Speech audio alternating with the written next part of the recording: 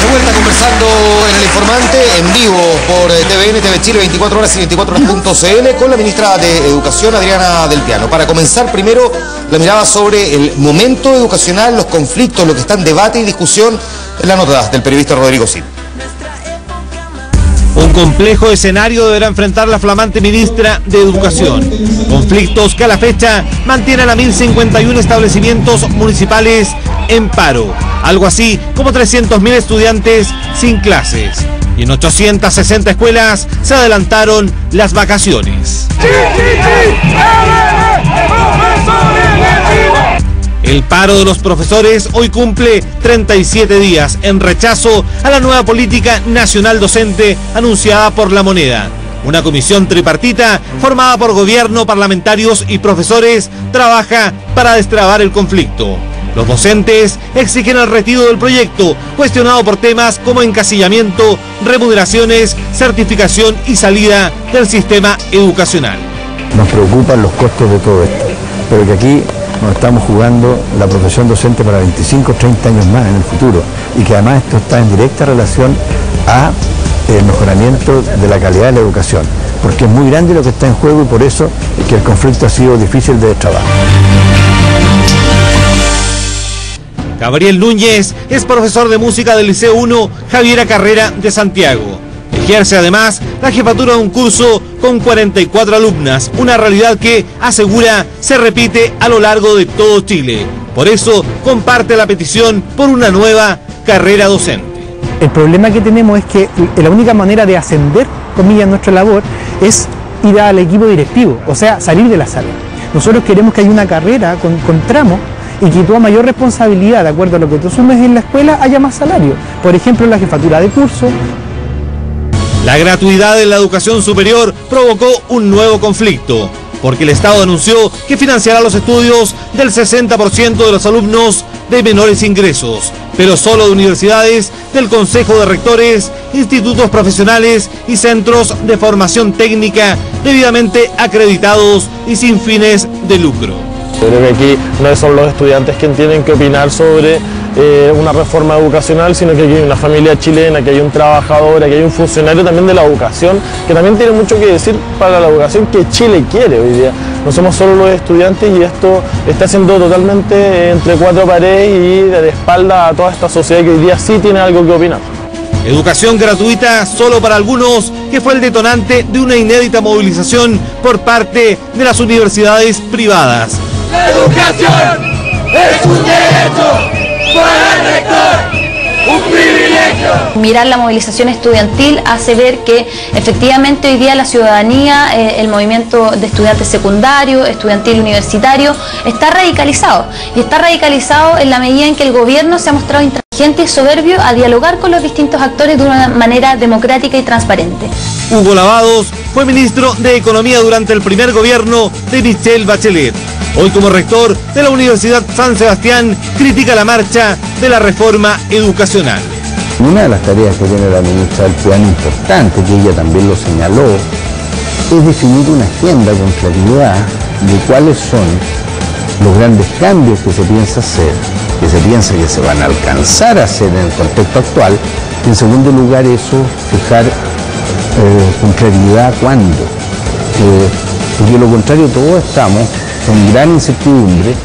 Incertidumbre, una hoja de ruta poco clara, falta de diálogo, dudas por el financiamiento, críticas al Mineduc, hoy bajo la conducción de la ministra Adriana Del Piano, la encargada de sacar adelante la reforma más ambiciosa y cuestionada de los últimos años.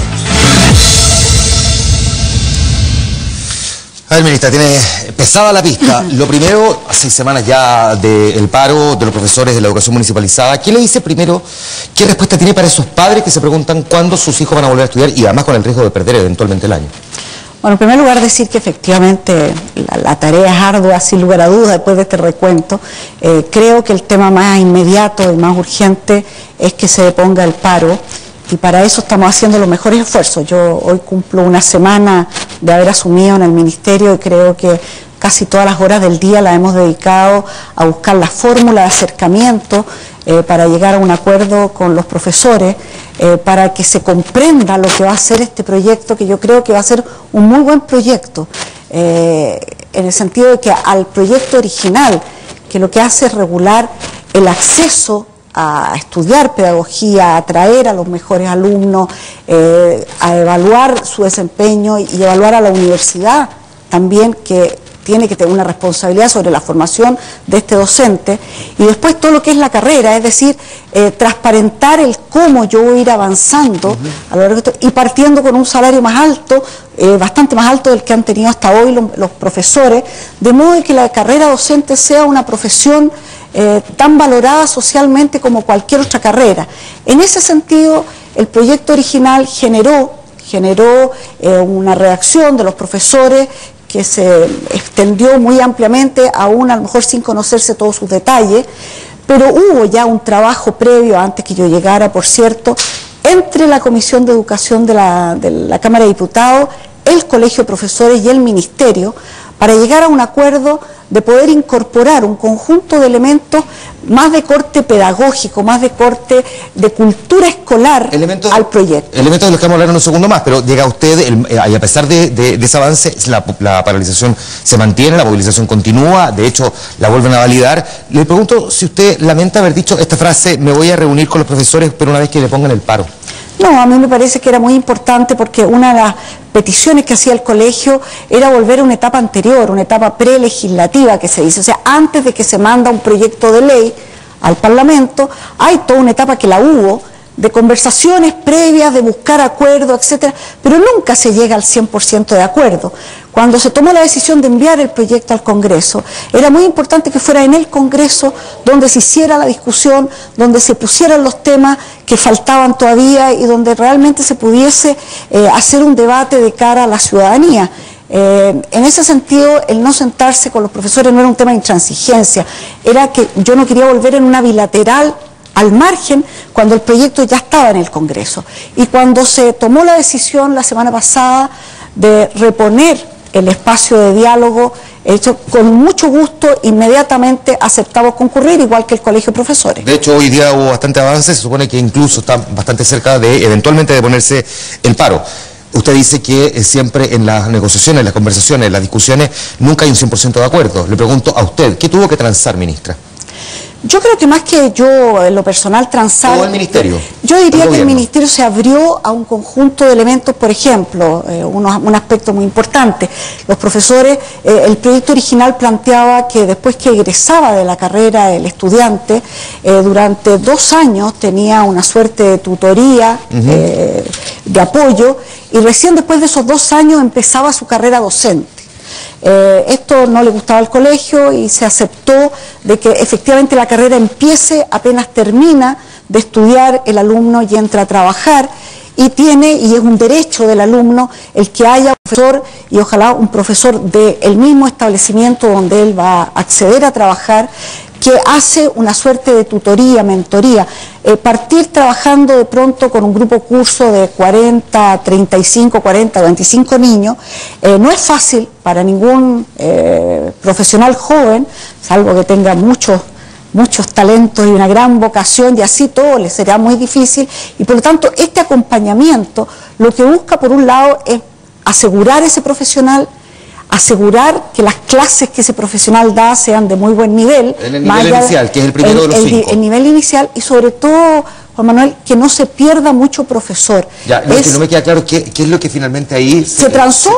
Es que se dijo, ya está bien, no van los 2 años, la carrera docente empieza inmediatamente, la adelantamos, y por lo tanto se supone que en los tramos que se va diferenciando la carrera, los primeros 4 años entra a una situación inicial, a una condición inicial, a los 4 años él se evalúa y pasa, y puede pasar, o directamente, si es muy talentoso, se salta un tramo o pasa al tramo siguiente, que es exactamente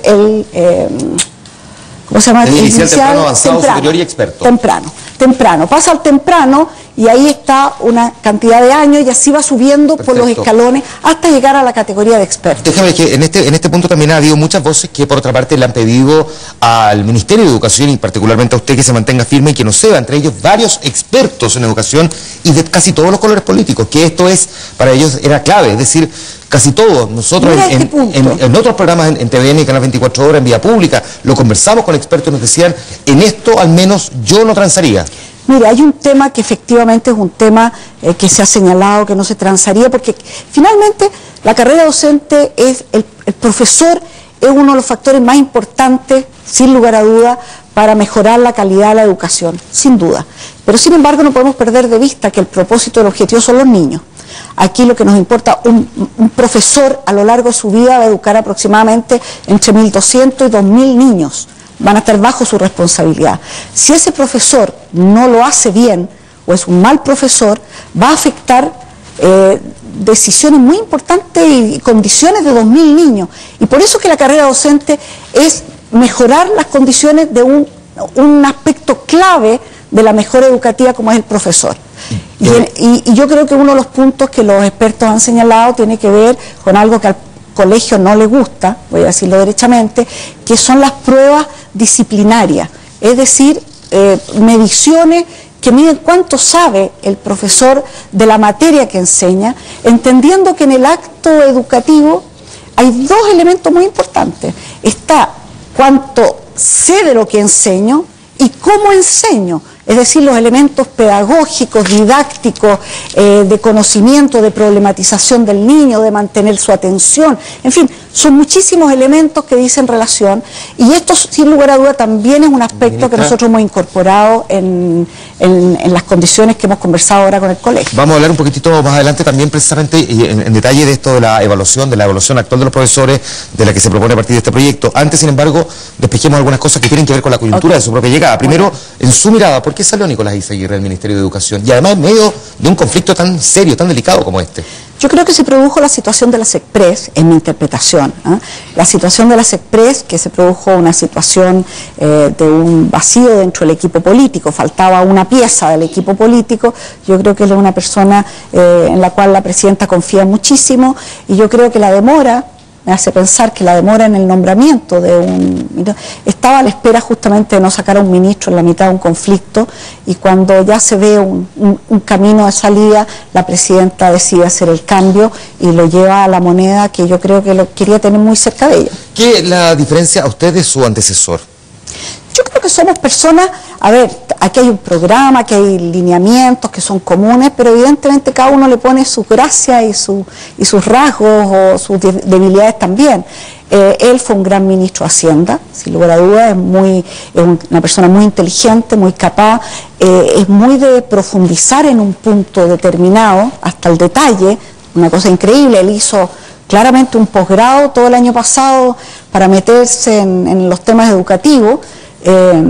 Y yo creo que, bueno, efectivamente hizo y le tocó construir la arquitectura de la reforma. Él fue un gran ministro de Hacienda, pero ¿fue un gran ministro de Educación? Creo que el Ministerio de Educación usted tiene que evaluarlo por efecto de lo que ya se avanzó. Tenemos 4 enormes reformas, logró sacar un proyecto muy difícil, yo diría el más difícil de todo.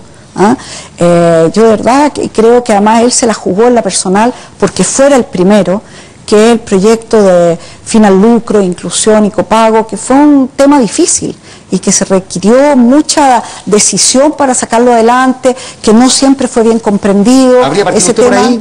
Yo lo dije en su minuto, cuando era directora de Educación 2020, yo dije que habría partido por educación pública. Hoy día, después de ver las dificultades que me habían en el camino, yo creo que un proyecto de esa naturaleza habría sido difícil tirarlo en segundo lugar y sacarlo adelante. Y en enero él logró sacar este proyecto. Y es más difícil el final copago selección en la educación particular subvencionada que corregir la educación municipalizada. Yo diría que no es que uno sea más difícil que el otro en sí mismo. Yo creo que hay condiciones de pronto para poder sacar adelante y comprender bien el propósito. Yo creo que en materia de reforma más estructural al sistema educativo chileno, yo creo que el primer proyecto es más estructural. Este es absolutamente necesario para la mejora de la calidad. Es hacerse cargo de un gremio como el gremio de profesores. Yo diría que de alguna manera lo que se está proponiendo hoy día, y es bueno que ojalá todos los profesores, las familias conozcan. Nosotros vamos a hacer un gran esfuerzo comunicacional en cómo va quedando el proyecto con todo lo que le hemos incluido, porque ya el proyecto que hay hoy día o que va a haber no es el mismo que se discutió hace unas semanas atrás. Yo tengo la sensación de que efectivamente este proyecto, siendo muy clave, tuvo tropiezos en su comprensión, en a lo mejor no incluir todos los aspectos de carácter más pedagógico, más de cultura escolar, pero evidentemente es un proyecto que todo el mundo quiere que haya. Todo el mundo quiere que haya proyecto de carrera docente. Sobre la mesa, por lo tanto, la discusión sobre la carrera docente y la evaluación de los profesores, sobre lo que ocurre dentro de la sala, que creo que es fundamental, y la educación pública, que es vital también. Tres cosas que ya hemos tenido en una primera mirada aquí en la voz de la ministra de Educación. Ahora, ¿quién es Adriana del Piano? ¿Quién es usted? Como diría un histórico programa. Vamos a ver este perfil que ha preparado el periodista Franco Ferreira, ¿no? ¿Es Franco Ferreira? Sí. Veamos. Bueno, el apoderado es muy importante. Frase fundamental para tranquilizar a los apoderados de parte de una ministra de Educación. Porque el apoderado da también la confianza necesaria en la mesa, más allá del papel sin duda de los vocales. Pero hablaba de los apoderados de mesa en elección de Lagos el 99. Pues hay quien no lo sepa. O sea, uno la conoce a través de los medios, conoce lo que se ha escrito, pero no me recuerdo de ella en el pasado, excepto cuando era intendenta de Santiago. Pero su historia le ha puesto en muchas partes en muchos tiempos. Yo conozco a la nana hace 40 años, desde México. Me exilaron y terminé con mi hueso en México, exilado. Ella, su familia, su marido fueron muy gentiles, nos acogieron. Yo entraba al refrigerador de la casa de la nana y sacaba comida sin preguntarle. Éramos del Mapu Obrero Campesino. O el Mapu Tropical, como simpáticamente llamaron al grupo que compartiese veladas de compañerismo y hasta intrépidas vacaciones organizadas por Adriana. Un par de años fuimos juntos en carpa a Chemuyil, en lo que hoy día se conoce como Ribera Maya. ¿Y ella a qué se dedicaba en ese momento? Yo tengo entendido que en México de repente vendía enciclopedias. No. Es correcto. Uno de los primeros trabajos que tuvo Nana fue vender enciclopedias. Y la forma de venderlo era con vendedores ambulantes casa por casa. ¿Y era buena ella en eso? Ah, sí, muy buena. Así, esta asistente social de la Universidad Católica que ingresa al MAPU en 1969 y labora en la Corporación de Reforma Agraria de la UP, parte tras el golpe a Buenos Aires y de allí hasta México, donde en efecto vende enciclopedias, pero también realiza máster en Ciencias de la Educación y es investigadora en la materia para el Centro de Estudios Avanzados de México. ¿Es feminista? Sí. ¿Legalizaría el aborto? No. ¿Ha probado la marihuana? No.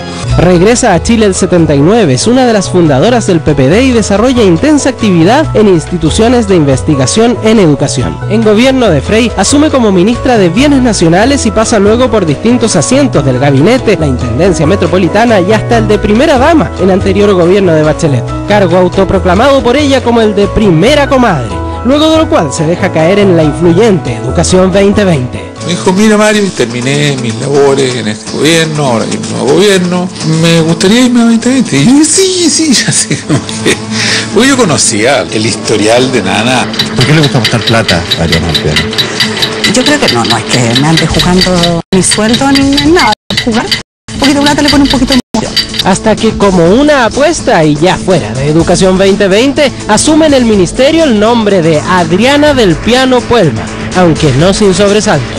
Para mí al menos fue un nombre sorpresivo, porque ella había sido más bien crítica en algunos momentos de la gestión del gobierno. Parte diciendo, ok, asumo, pero no voy a recibir a los profes hasta que no estén en paro. La vuelta carnero del siglo para que en la tarde en la comisión esté diciendo, bueno, está bien a través de la comisión. Entonces, nosotros aquí necesitamos convicción. Le pregunté exactamente cuál es la prioridad del gobierno, qué es lo que quiere hacer, qué es realmente hacia dónde queremos ir. ¿Las respuestas estuvieron mal? No hubo respuesta a ninguna de esas cosas. La verdad es que está en una encrucijada muy compleja. Le deseamos todo el éxito, pero la ministra tiene que saber aprovecharlo y mostrar el liderazgo que no mostró Izaguirre y que hasta ahora yo no se lo he visto. Ministra, ahí distintas opiniones. Una cosa es que usted tenga liderazgo, otra es que esté realmente convencida de lo que se está haciendo, de la manera en que se trazó como itinerario en este gobierno, que no lo traza usted, sino que lo traza la máxima autoridad, la Presidenta de la República. Le pregunto si está convencida de ese itinerario, primero. Primero, yo creo que este itinerario, de alguna manera lo siento bastante propio, voy a decirlo, en términos de que yo diría que todos los aspectos de la reforma, sobre todo lo que tiene que ver con fortalecimiento de la educación pública, etcétera, son aspectos que un conjunto de instituciones veníamos planteando desde antes de la campaña de la presidenta Bachelet. Ese fortalecimiento que no es, sin embargo, el primer proyecto que envía el gobierno. No, pero es un tema de orden, no es un tema de concepto absoluto, el tema de que había... Pero es una declaración de principio también, ¿o no? No, lo que pasa es que efectivamente el que si iba primero educación pública o primero el tema de fin al lucro, al copago, esto era más bien un tema de oportunidad porque el primero era más complejo de sacarlo. Yo creo que de verdad lo digo, y hay muestras, hay documentación de cómo trabajamos durante todo este tiempo, estos años anteriores, muy en el diagnóstico de la situación de la educación chilena y de las propuestas. Nosotros levantamos una hoja de ruta de la educación chilena como 2020, que se le entregamos en su momento a todos los candidatos a la presidencia, a 6 candidatos en un momento determinado. Bueno, algunos lo tomaron, algunos aspectos, otros, en la campaña se fue notando. Entonces, yo estoy profundamente convencida, pero hay un aspecto que me parece muy importante, Juan Manuel. Yo creo que, de verdad, para Chile, el levantar la educación pública es un elemento fundamental. A mí lo que más me duele de este paro, de verdad lo que más me duele es el impacto que pudiese tener en el efecto en la familia, la decisión de trasladar sus niños. Yo creo que todos los países del mundo tienen una educación pública fuerte, como la expresión de un consenso nacional de una educación laica, con oportunidad para todos, que marca estándar, etcétera. Así lo fue en Chile y así quisiéramos que volviera a ser. Ya, yo lo comprendo, pero una de las cosas también que se dijo, y además que por lo demás es palpable, es evidente, es que precisamente el haber partido por la educación particular subvencionada lo que hizo fue debilitar la educación pública, ni siquiera se le puso una pausa esperando ya buscar cómo fortalecerla. Es decir, en el fondo, si es que no me van a cobrar el colegio la educación particular subvencionada, si es que no van a seleccionar, si es que no van a lucrar además en esos colegios, ¿por qué habría yo de llevarlo a la educación pública si es que la particular subvencionada es más o menos lo mismo, con la diferencia de que los resultados en calidad de educación son diferentes a los de la educación pública? Hoy día la matrícula lo viene demostrando, los resultados que conocimos hace 2 semanas muestran efectivamente que continúa este trasvasije de estudiantes desde un sector al otro. Pero mira una cosa, la verdad, cuando nosotros miramos a comienzos de este año, el tema de la educación pública, y uno lo va analizando comuna por comuna, hay muchísimas comunas que detuvieron su caída, hay muchas que empiezan a remontar, porque a los padres de familia efectivamente también se le empieza a plantear, primero hay una incertidumbre qué va a pasar con el colegio particular subvencionado del barrio, si se va a transformar efectivamente en una institución sin fines de lucro para sacar adelante su proyecto educativo, pero también porque se está invirtiendo una cantidad de recursos muy importante que a veces no se ha comunicado bien respecto al esfuerzo que se está haciendo en materia de educación pública. Quiero decirle que el programa, por un ejemplo, porque son varios los proyectos y los programas, un programa estrellita, diría yo, que se está haciendo hoy fundamentalmente en la educación pública, es el programa PASE. El programa PASE significa que va a llegar a cobertura de toda la educación pública y un sector de la particular subvencionada a finales de este gobierno, a los niños más vulnerables, pero significa que 26 universidades del país, todas de prestigio, todas consolidadas, se han presentado a esta especie de licitación de atención a los niños de tercero, a los jóvenes de tercero, cuarto, medio, para poder apoyarlo en 3 aspectos: orientación, refuerzo académico de las materias del tema y sobre todo habilidades blandas. Es decir, cómo nivelar la cancha para que los jóvenes que están en esta situación puedan, dando su prueba de aptitud, dando su PSU, no prueba de aptitud, ya no, sí, mochelilacha, dando la PSU, puedan efectivamente acceder, si están en el ranking de los mejores a nivel del país, no con sus compañeros, no respecto a los compañeros, pueden entrar inmediatamente a esa universidad o a cualquiera de las otras 26 universidades del sistema. Yo sé que hay varios programas de fortalecimiento de educación pública. Yo lo entiendo, pero al mismo tiempo, hoy día, de hecho, sin ir más lejos, ante el programa, mi compañero Amaro Gómez Pablo me ha aportado un dato que es muy decidor, que decía, al menos el 50% de los profesores de la educación pública tienen sus hijos en colegios particulares subvencionados.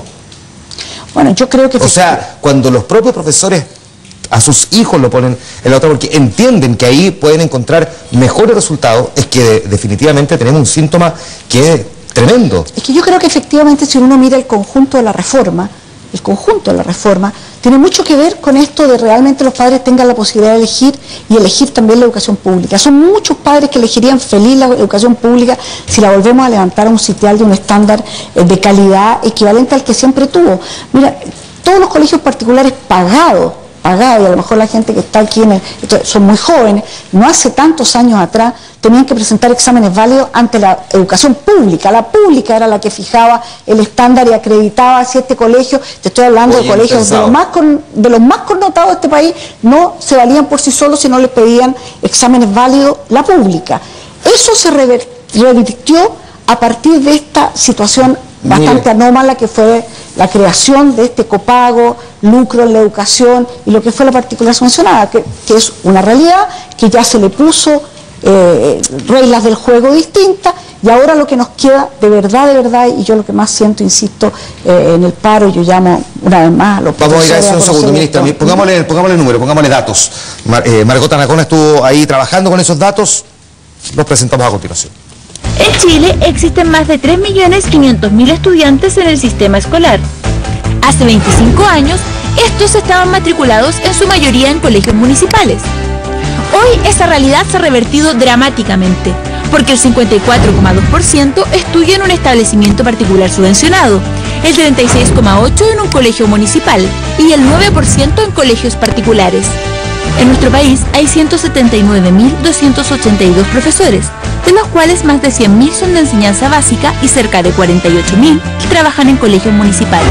Según Mineduc, hasta hoy 1.051 establecimientos están paralizados, es decir, el 24% de los colegios municipales, afectando a cerca de 300.000 estudiantes. Se estima que cada profesor alcanza a educar a unos 6.000 niños y que son cerca de 12.000 las horas que pasa un alumno frente al profesor durante su educación escolar. Chile es el segundo país que más horas le dedica a la docencia, solo por debajo de Argentina. En promedio son 1.103 horas de clases efectivas al año, frente a las 710 de países miembros de la OCDE. La relación entre profesores y estudiantes es de 23 alumnos por docente. En cambio, en los países desarrollados es de 3 estudiantes por profesor. El sueldo promedio es de $26.195 al año, 39% menos que sus pares de la OCDE, salvo Israel y Polonia, que ganan menos que los maestros chilenos. Harto dato ahí, harto dato. Ahora, muchas de las cosas harto que hacer además. Sí, por cierto, y muchas de las cosas que están pidiendo, ministra, los profesores son bastante sensatas, la verdad. Así o sea, si uno lo recoge en las conversaciones con los distintos dirigentes del profesorado, son bien sensatas. Y además tienen desconfianza y en eso, además, quiero decir que se parece si lo miramos porcentualmente, según las encuestas, la mayoría de la ciudadanía respecto de la reforma en general que ha sacado adelante este gobierno. Por lo tanto, tiene ahí un doble desafío, recoger varias de las cosas que ellos están planteando que son sensatas y por otra convencer para generar los niveles de confianza. ¿Cómo se construye cuando además se está trabajando en un gobierno con tan bajos niveles de popularidad y confianza? Mira, yo me voy a basar en un esfuerzo que vi hoy día, estoy yo motivada por ese tema. O sea, creo que estando en la mesa de trabajo, estaba la diputada Hoffman también ahí en esa mesa y vio el proceso, con los distintos parlamentarios, estaban todos los dirigentes del colegio, estábamos nosotros como ministerio, en el cual le entregamos por escrito al colegio de profesores y al Parlamento, cómo recogíamos las sugerencias que el propio Parlamento había hecho respecto de las preocupaciones del colegio, las traspasó a nosotros y dimos respuesta. Hemos constituido además una mesa de trabajo para poder sacar adelante las indicaciones y también algunos aspectos que no son materia de esta ley y que son preocupación de los profesores. Es más fácil, perdón, desde el punto de vista técnico, para quien no conoce exactamente en el detalle, el dedillo, cómo se discute un proyecto de ley, hacerlo de esta manera y no más bien retirarlo, trabajarlo y volver a enviar uno consensuado con todos al tiro, parlamentarios, colegio de profesores, la posición del gobierno y los distintos actores sociales, apoderados y padres también. ¿Sabes qué pasa? Digo, no mejor eso que tener el proyecto como la sensación de paralizado en el Congreso. Lo mejor, no, es que no está paralizado, está en pleno desarrollo. Yo creo que el tema de todo proyecto tiene una etapa que es antes de que uno lo manda. Y uno trata de llegar a los mayores acuerdos posibles, pero hay que pensar que un proyecto de ley no solo le interesa al sector que usted se sentó al frente. O sea, lo pongo en un ejemplo. Los profesores tienen dificultades para aceptar lo que es la evaluación disciplinar los conocimientos después de un tiempo. Bueno, pero hay muchos sectores de la sociedad que quieren tener profesores que sí manejan sus contenidos. Te lo pongo en un ejemplo. Entonces, no todo lo que un proyecto significa tiene un solo interesado, un solo sector al que tú tienes que satisfacer. Entonces, tú puedes conversar con distintos sectores y uno opinar A, B, C. Tú tratas de incorporar lo más posible acuerdos, pero llega un momento que lo llevas a legislar, y por eso que en las comisiones se vota, se aprueba, se le incorporan elementos, pasa a sala, pasa al Senado. O sea, es un proceso de revisión de un tema, porque no es que yo llegue a 100% acordado con un sector. No existe ese proyecto en ninguna área ni en ninguna materia. ¿A usted le gusta la evaluación docente tal cual como está? Se lo pregunto porque, primero, para desmitificar algunas cosas, no es verdad, como se ha dicho desde ciertos sectores políticos, los profesores no se quieren evaluar. No. Eso es un tema que ha quedado bastante despejado. Y lo segundo es que también, para despejar otro mito, expertos internacionales en otras partes dicen que la evaluación docente que se aplica en Chile es bastante competente, es decir, tampoco la ningunean, que es el otro gran mito que hay.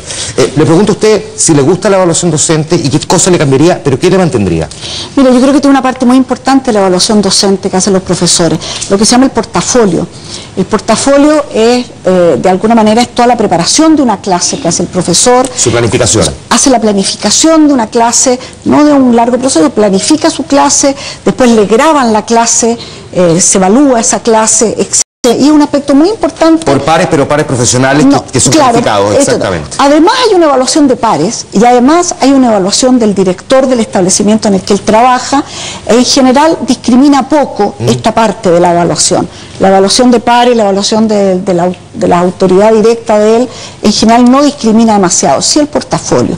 Y nosotros creemos que tiene que haber un portafolio mejorado y mejorar sustantivamente la evaluación, y que es una demanda, por lo demás, que también han sostenido los profesores. Por ejemplo, un profesor que es jefe de curso, eso tiene que valer.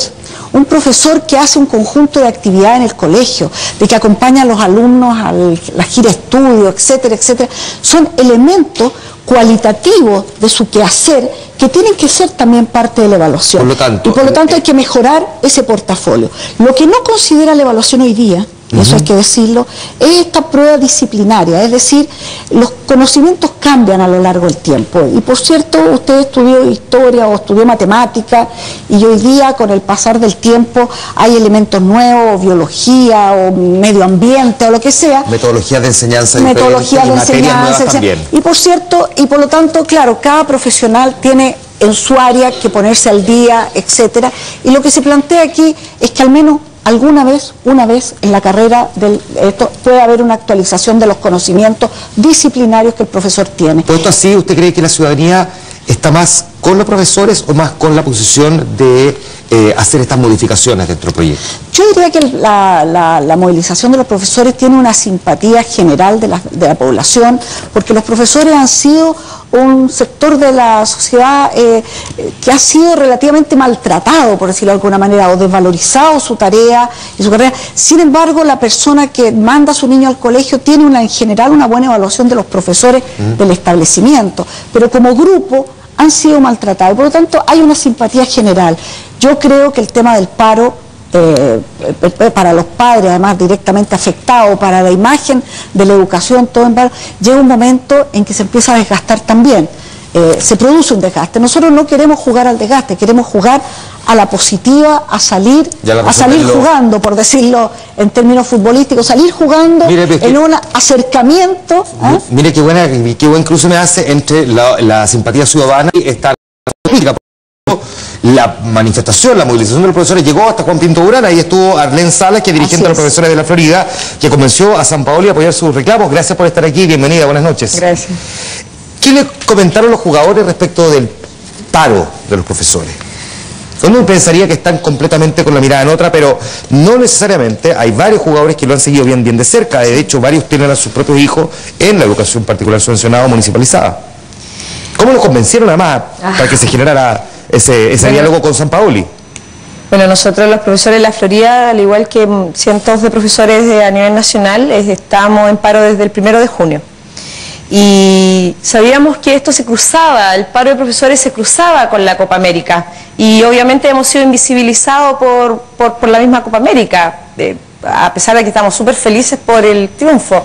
Y frente a eso entonces los profesores decidimos en la Florida ir a Juan Pinto Durán y hicimos una manifestación pero que fue tremenda, ruidosa, tanto que salían a cada rato a decirnos que por favor los dejáramos entrenar, dormir siesta. Ya como a las 4 de la tarde me invitaron a ingresar al recinto y ahí el primer acercamiento fue con Felipe Correa, el gerente de la selección, y con el capitán, Claudio Bravo.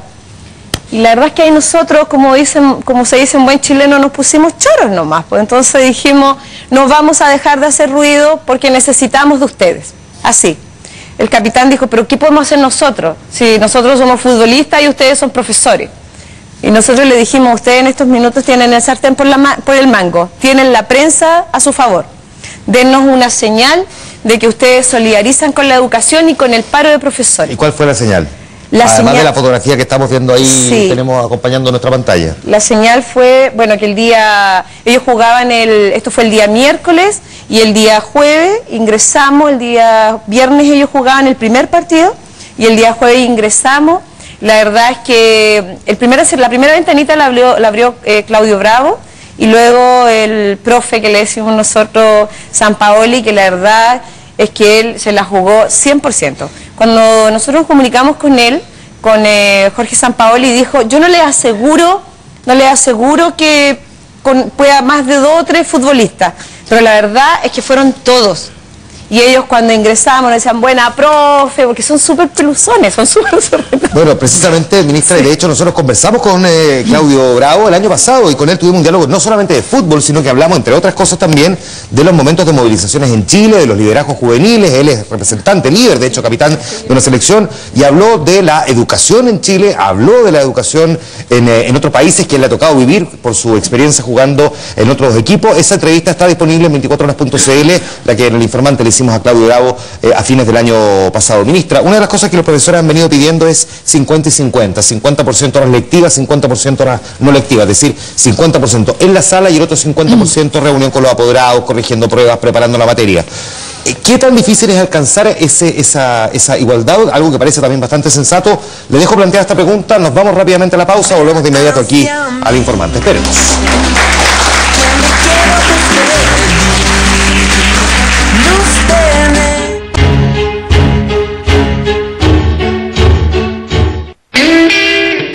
Esta guitarra no suena.